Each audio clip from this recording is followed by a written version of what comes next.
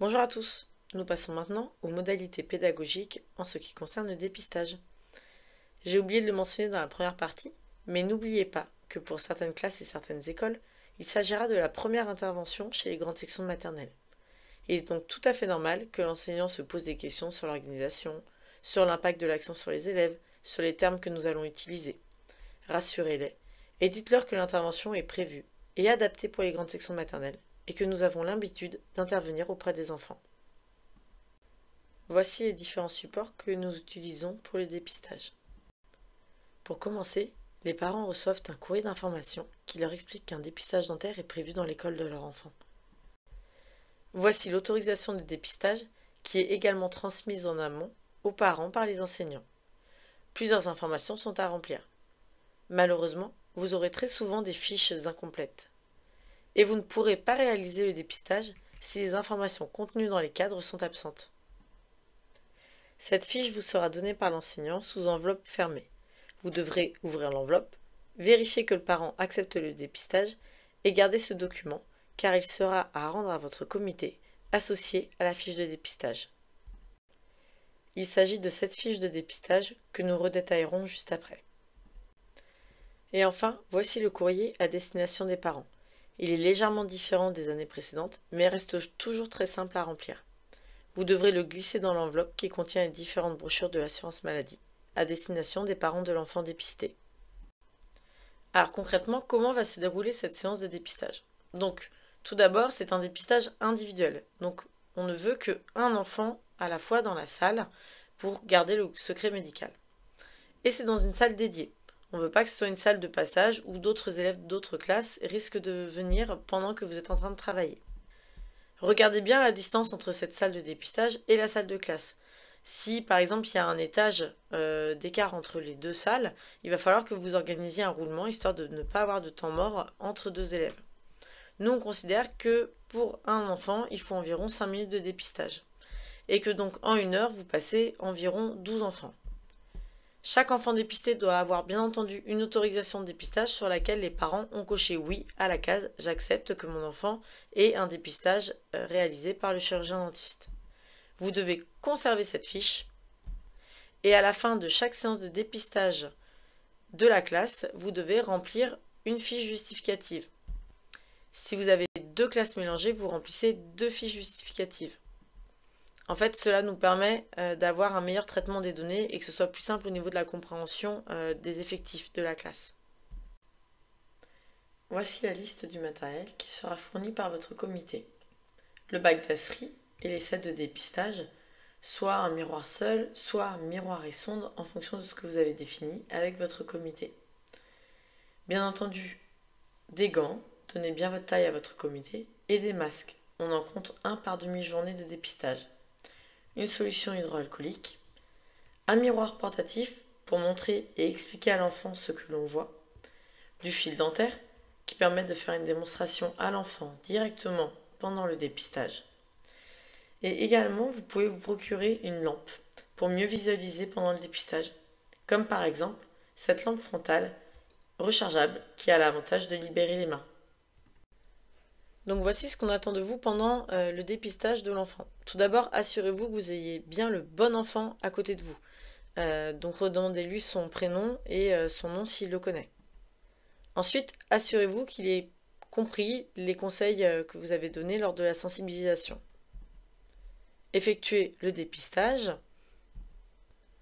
Vous pouvez ensuite passer le fil dentaire, donc il peut tenir le miroir dans la main, et vous passez le fil dentaire pour lui montrer l'impact du passage du fil dentaire et ce qu'on peut retirer en termes de plaques dentaires entre les dents. Remplissez ensuite les différents documents, à savoir la fiche de dépistage et le courrier pour les parents. Mettez le courrier pour les parents dans l'enveloppe que vous scellez et après, soit vous la donnez à l'enfant directement, soit vous gardez toutes les enveloppes et vous les donnez à la fin à l'enseignant. Et ensuite, cochez les cases dans le tableau récapitulatif. Alors, tous les comités n'ont pas ce tableau récapitulatif, mais en fait ça permet de savoir un petit peu quel enfant a besoin de quels soins, c'est-à-dire est-ce qu'il a besoin de soins curatifs, de soins préventifs ou de soins en urgence. Ça vous permet de remplir la fiche justificative que vous aurez à la fin de la séance. Si vous n'avez pas ce tableau récapitulatif, faites un petit brouillon à côté et faites-vous un petit tableau où vous cochez vous-même cet enfant a besoin et de sel-mentillon et de soins de carie, il a besoin donc de soins préventifs et curatifs. Ça vous permettra à la fin de faire un calcul qui sera plus simple pour remplir la fiche justificative. Donc voici à quoi ressemble la feuille de dépistage. Vous avez tout d'abord la partie administrative située en haut de la fiche. En fonction de ce qui a été décidé entre l'assurance maladie et vos comités, vous n'êtes pas obligé de remettre le NIR. Donc le NIR, c'est le numéro d'inscription au répertoire, à savoir le numéro de sécurité sociale. Vous avez ensuite la partie qui correspond au schéma dentaire. Donc on a l'habitude de voir cette présentation, ça correspond aux feuilles d'examen bucco-dentaire. Et donc vous ne devez pas mettre autre chose que C, A et O. Ne vous amusez pas à mettre des E pour éruption ou à extraire ou à barrer des cases. Indiquez juste C pour caries, A pour absente pour cause de carie et O pour obturer. Ensuite, on a la partie bilan santé orale. Donc ça, c'est une nouvelle partie qui n'apparaissait pas les années précédentes. C'est simple, il suffit de cocher les cases qui correspondent à l'enfant et on a un nouvel item qui fait son apparition.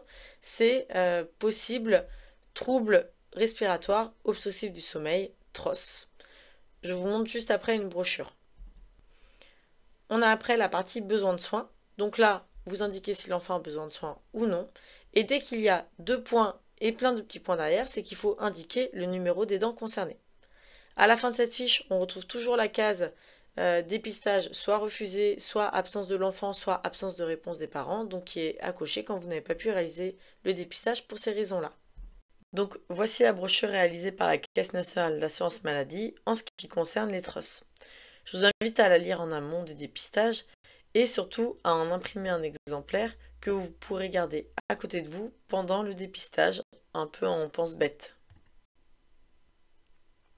D'ailleurs, j'ai oublié de vous le préciser, mais pendant la séance de sensibilisation, essayez de repérer les respirateurs buccaux et vous pouvez même en discuter avec l'enseignant afin que lui aussi soit attentif à cela. Car en fait, on sait que la respiration buccale peut avoir des répercussions sur les apprentissages et sur les comportements de l'enfant. Donc c'est intéressant et important de détecter cette respiration buccale au plus vite et de la traiter. J'en profite également pour vous parler de l'orthodontie précoce. Si vous n'êtes pas sûr de la nécessité d'un besoin d'orthodontie, n'hésitez pas quand même à cocher la case malposition pouvant nécessiter un traitement orthodontique que vous trouverez dans le courrier des parents. Il vaut mieux que les parents consultent un orthodontiste qui leur dit que ce n'est pas le bon moment, plutôt que de passer à côté d'un traitement et de ne pas agir au plus tôt. Parce que pour rappel, l'orthodontie est largement possible à 5 ans. Et donc voici à la fin de la séance la fiche de justification que vous devez remplir. Donc, si vous aviez fait la séance de sensibilisation dans cette classe-là, vous complétez cette fiche à la suite de la séance de sensibilisation. Par contre, si pendant la séance de sensibilisation, vous aviez 2 classes réunies, on préfère que vous fassiez 2 fiches de dépistage justificatives par la suite.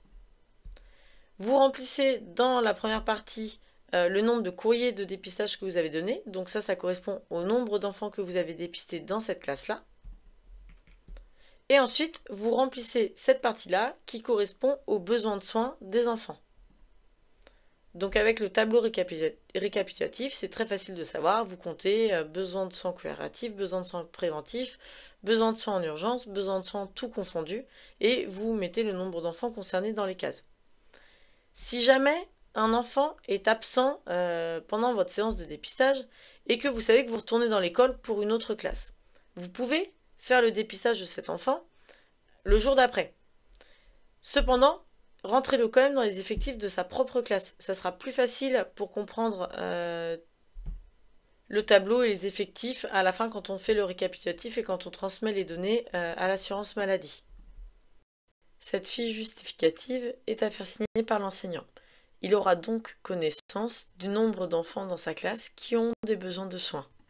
Cependant, il ne doit pas avoir leur prénom. Ce sont des informations qui doivent rester confidentielles. J'en profite pour ajouter qu'il n'y a plus de transmission des résultats de dépistage aux infirmières scolaires. Elles peuvent cependant toujours être présentes lors du dépistage, mais nous ne leur transmettons plus le récapitulatif.